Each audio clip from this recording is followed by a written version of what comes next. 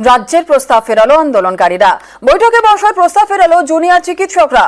Junior ডাক্তারদের email স্বাস্থ্য সচিবের ইমেলকে গুরুত্ব দিতে অবশ্য নারাজ নবান্ন। জুনিয়র ডাক্তারদের জন্য 1 ঘন্টা অপেক্ষা মুখ্যমন্ত্রীর।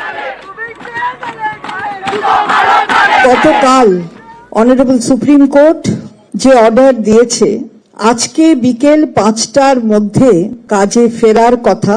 5টা অবধি নিশ্চিতভাবে মাননীয় মুখ্যমন্ত্রী দেখেছেন যে ডাক্তাররা সুপ্রিম কোর্টের অর্ডারের পরিপ্রেক্ষিতে কি স্ট্যান্ড নেন।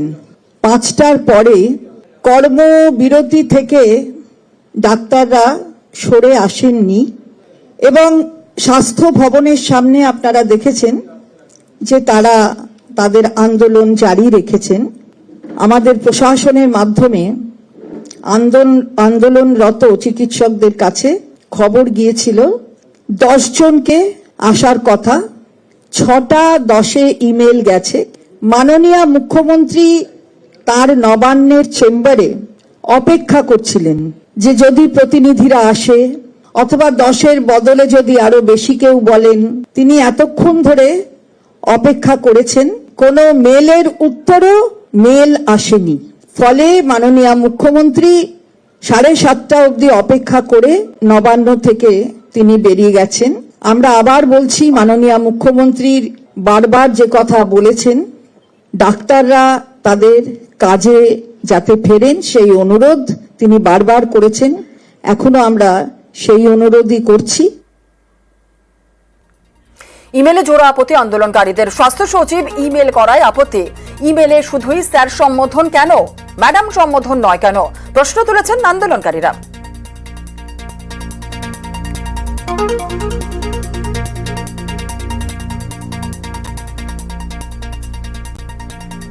বৈঠকে কোনো নবান্ন থেকে কোনো মেল আমাদের কাছে আসেনি।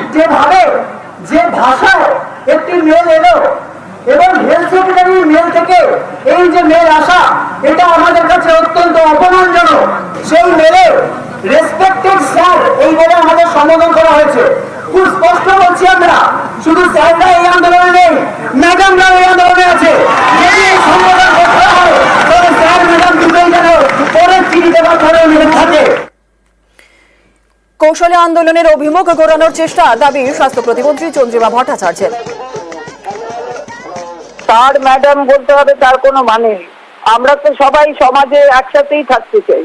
কোনো সমাধানের কিছু হতে পারে কিনা সেটাই তো বড় কথা। তাহলে সেটার জন্য তো সমাধান যাতে হতে পারে তার জন্যই তো মাননীয় মুখ্যমন্ত্রী তাদের কাছে বার্তা পাঠিয়ে এবং বসেছিলেন আমাদের নবান্নে। তিনি 6টা 10-এ ইমেল গেছে আর তিনি বসেছিলেন 7:30টা অবধি, অর্থাৎ প্রায় 1.5 ঘন্টা বসেছিলেন। কিন্তু স্যার আর ম্যাডামের এই এতে যদি মূল ইস্যুটার থেকে তারা সরে যান তাহলে সেটা মানুষের জন্য, কিন্তু এটা পরিষেবাটা দেওয়াটা হচ্ছে রোগীর পরিষেবা দেওয়া, মনে হয় যে এটা বোধহয় সঠিক হচ্ছে না। তবে আন্দোলনে অনড় জুনিয়র চিকিৎসকরা। এই মেলে যে বয়ান ছিল সেই বয়ান নিয়ে আমরা স্পেসিফিক কিছু জায়গা রেখেছি। যেমন সংখ্যার কথা আমরা বলেছি, যেমন সিনিয়র রিপ্রেজেন্টেটিভের ডেফিনেশনকে আমরা জানি না। তাহলে এইরকম কেন বারবার হবে যে সিপি স্যার যেমন বললেন যে আমার মুখ্যমন্ত্রী যদি মনে করেন আমাকে সরিয়ে দেবেন, প্রিন্সিপাল সেক্রেটারিও বলতে পারেন যে আমাকে যদি মুখ্যমন্ত্রী মনে করেন সরিয়ে দেবেন। তাহলে আমরা চাইছি যে প্রপার অথরাইজড, যার কাছ থেকে মনে করি যে এই দাবিগুলো আমরা পেতে পারি, সেই দিক থেকে যদি সদর্থক বার্তা আসে তাহলে অবশ্যই আমরা বিবেচনা করে দেখব। সেই মেলটা কি নবান্ন থেকে আসতে হবে না হেলথ সেক্রেটারি থেকে হবে? আমার মনে হয় যে পারবে, আমাদের যে 4 দফা দাবি আমার মনে হয় সবাই এখন জানে, সারা বাংলা জানে। তাহলে যে এই 4 দফা দাবি নিয়ে অ্যাপ্রোপ্রিয়েট অথরিটি বলে মনে হয় তার কাছ থেকে এলেই হবে।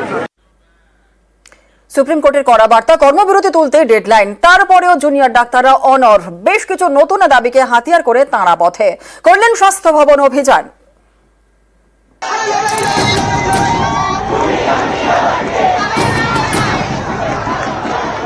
সোমবারের শুনানিতে কড়া বার্তা, কর্মবিরতি তুলতে সুপ্রিম ডেডলাইন। মঙ্গলবার বিকেল 5টার মধ্যে জুনিয়র ডাক্তারদের কাজে ফেরার হুঁশিয়ারি দেয় দেশের শীর্ষ আদালত। কিন্তু জুনিয়র ডাক্তাররা অনড়। আরজি করের প্রাক্তন অধ্যক্ষ সন্দীপ ঘোষ। আরজি করের ঘটনায় প্রথম থেকেই নিশানায় সন্দীপ। তার গ্রেপ্তারি থেকে শুরু করে একাধিক দাবিতে কর্মবিরতি শুরু করেন জুনিয়র ডাক্তাররা। এখন তাদের দাবি, সেমিনার হলের কাছে দেওয়াল ভাঙার নির্দেশে সই ছিল স্বাস্থ্য সচিব, স্বাস্থ্য অধিকর্তা এবং স্বাস্থ্য শিক্ষা অধিকর্তার। তাই এই তিনজনকেই পদত্যাগ করতে হবে। আমাদের সেমিনার রুমে রিনোভেশনের নামে যে দেওয়ালগুলো ভাঙা হলো, সেই অর্ডারটা ডিএমই, ডিএইচএস, প্রিন্সিপাল, হেলথ সেক্রেটারির সই ছিল প্রিন্সিপাল সন্দীপ ঘোষের সাথে। এরাও একইভাবে দায়ী এই ইনভেস্টিগেশনকে মিসলিড এবং এখানের এভিডেন্স ট্যাম্পারিং এর। আন্দোলনকারী জুনিয়র চিকিৎসকদের এও দাবি, পদত্যাগ করতে হবে কলকাতার পুলিশ কমিশনারকে। ব্যবস্থা নিতে হবে ডিসি সেন্ট্রাল এবং ডিসি নর্থের বিরুদ্ধেও। সিপি আমরা দাবি করেছিলাম পদত্যাগের, তিনি পদত্যাগ করেননি। কালকে মুখ্যমন্ত্রী বললেন যে ডিসি তো রক্ত ঝরায়নি, তাহলে পদত্যাগ করবে কেন? সুপ্রিম কোর্টে প্রত্যেক পদক্ষেপে দেখা যাচ্ছে তারা প্রমাণ লোপাট করার জন্য আপ্রাণ চেষ্টা করে গেছে। এর আগেও কলকাতা পুলিশ কমিশনারের পদত্যাগের দাবিতে লালবাজার অভিযান করেন জুনিয়র ডাক্তাররা।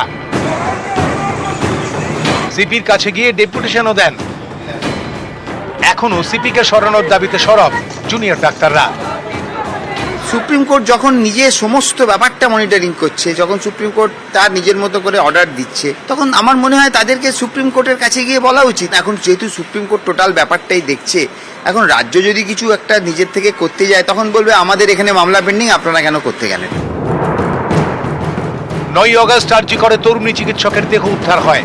তারপর থেকে টানা কর্মবিরতিতে জুনিয়র ডাক্তাররা। উঠতে থাকে একাধিক দাবি। আন্দোলনকারীদের দাবি মেনে একের পর এক পদক্ষেপ করেছে প্রশাসন। বদল করা হয়েছে আরজি করের অধ্যক্ষ ও সুপার। সরিয়ে দেওয়া হয়েছে চেস্ট মেডিসিন বিভাগের প্রধানকে।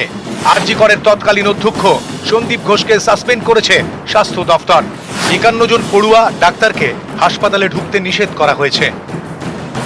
আরজি করের ঘটনার পরেই সামনে আসে একাধিক চিকিৎসকের নাম, যেমন বিরূপাক্ষ বিশ্বাস, অভিক দে। এই দুজনের বিরুদ্ধে থ্রেড কালচার থেকে শুরু করে নানা অভিযোগ। বিরূপাক্ষ বিশ্বাস কিংবা অভিক দে দুজনকেই সাসপেন্ড করেছে স্বাস্থ্য দপ্তর। উত্তরবঙ্গ মেডিকেলেও নানা অভিযোগ উঠেছে। অভ্যন্তরীণ তদন্ত কমিটির রিপোর্ট পাওয়ার পর সোমবারই সেখানে কড়া পদক্ষেপ করে কর্তৃপক্ষ। ছুটিতে পাঠানো হয়েছে পদ3 সহ কয়েকজন চিকিৎসককে। বহিষ্কার করা হয়েছে 5 ডাক্তারি পড়ুয়াকে। চিকিৎসক অভিজ্ঞদের বিরুদ্ধে দায়ের হয়েছে এফআইআর। দাবি উঠেছে, পদক্ষেপ করা হয়েছে, তারপর আবার নতুন দাবি। অনড় জুনিয়র ডাক্তাররা। মঙ্গলবার তাঁরা করুণাময়ী থেকে স্বাস্থ্য ভবন পর্যন্ত মিছিল করেন।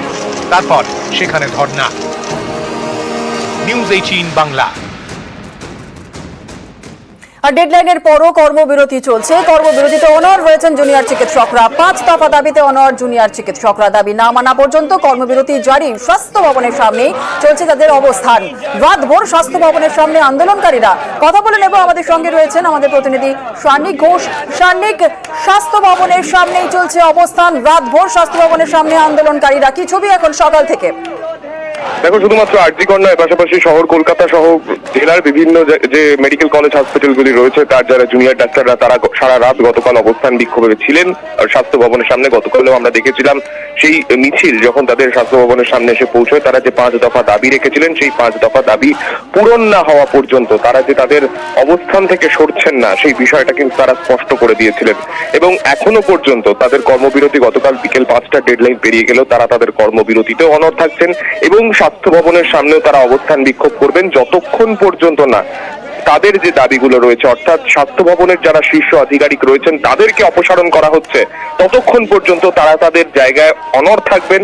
সেই বিষয়টাই কিন্তু সকাল থেকেও স্লোগানে স্লোগানে তারা কার্যত স্পষ্ট করে দিচ্ছেন। জুনেলা, বেশ, ধন্যবাদ সার্নিক।